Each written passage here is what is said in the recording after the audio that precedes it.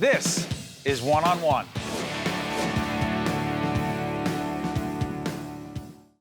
Hi, I'm Steve Adubato. Welcome to the Voice Summit here at NJIT in Newark, New Jersey. It's a big deal. We were here last year. It's even bigger this year. More people, more presentations, more forums. Fascinating group of people. This is the largest Voice Summit in the world, not just in the country, but in the world. We're joined by Tom Wisniewski, co-founder and managing partner of an entity called Newark Venture Partners, which is a venture capital fund based here in Newark. $50 million up front. Yes, so we raised the fund about 3 years ago. The idea was to try and bring venture capital to Newark to try and be part of a revival of the tech ecosystem here. So we invest from 100,000 up to $1 million in B2B technology companies, bring them here to Newark. Business to business. Business to business is the focus. So that would be using a technology to help one of the many businesses that are out there. And we bring them to Newark. Some of them choose to stay and set up shop here. We've got 31 of the 65 companies we've invested in have a presence here, and 15 of those have decided to make their headquarters in Newark. The idea is to use the venture capital, help those companies grow and succeed, and some of them will lay down roots here and help us create that tech ecosystem. We're talking jobs, we're talking economic activity, we're talking about more taxes being paid. We're not going to turn this into a commercial, but for those that have succeeded and are succeeding, it's a big impact. It's real. It is real. I think that there's the direct impact we can have, the jobs that we can create. There's a company we invested in called One Huddle. They came here with two people. What is it? One Huddle. What do they do?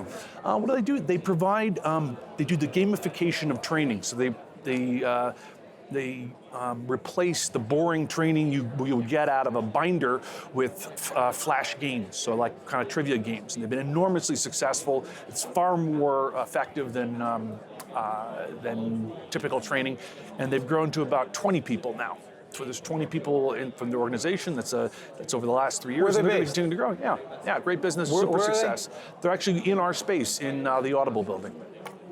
Right in Newark? Yes, right in Newark, yeah. By the way, people don't realize Audible is right here in Newark. Great operation. Don and the team are doing a great job there. Yes. By the way, let's disclose, because there's some crossover here, some of the original investors, if you will, the anchor investors to the Newark Venture Fund are many of the supporters of ours. So I just want to disclose this.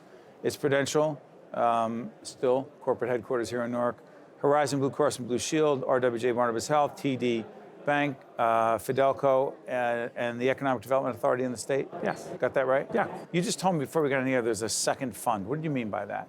Well, there's been such a success with what we're doing. We've been able to find 65 companies to invest in. We can see dramatic success in how they're growing, and they've attracted additional capital.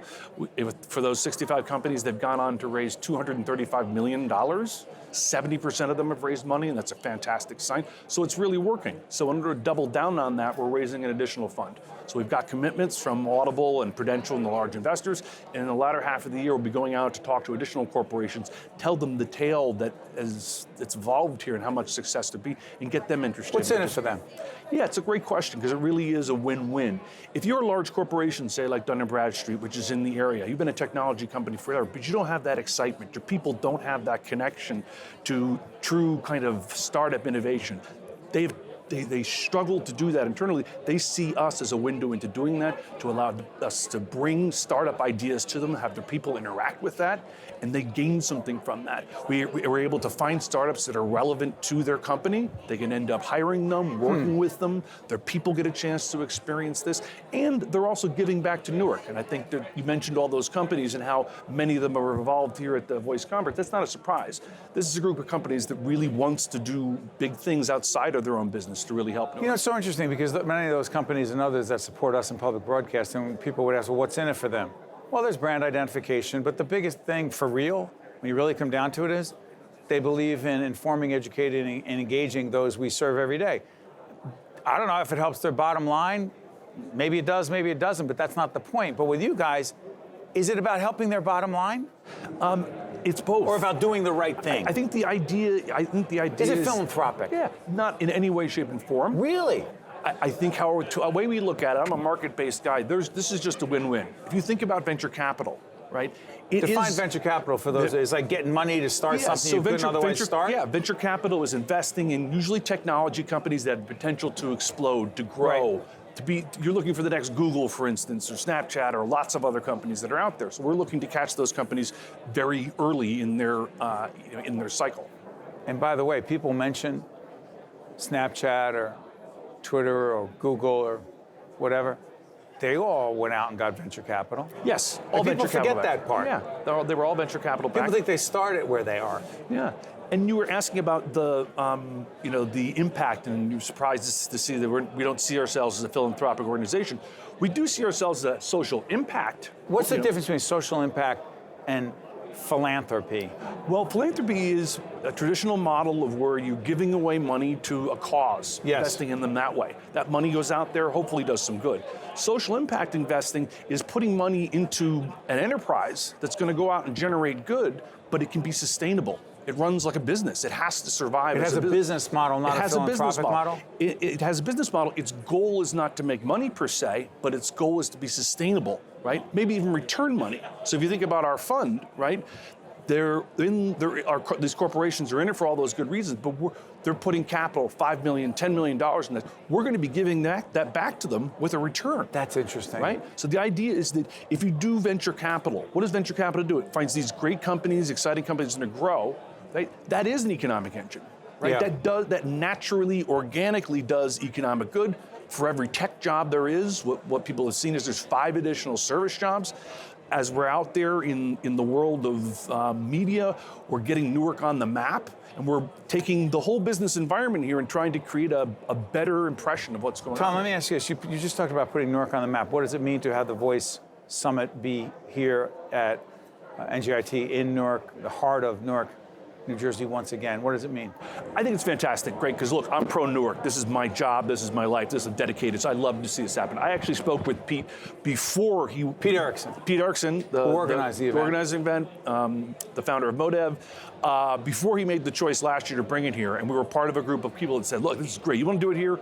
We will help you make it happen. You were trying to convince them. Yeah, I was going to convince them. Look, we've got this. We've got this technology circle, because I had to bring together all these companies. They could have been in Philly. They could have been in Brooklyn. They could have been a lot of other places. They chose here. They chose here. He saw an engaged community. Obviously, all those great things about Newark geographically being near New York and the train lines and the airports, that all helps.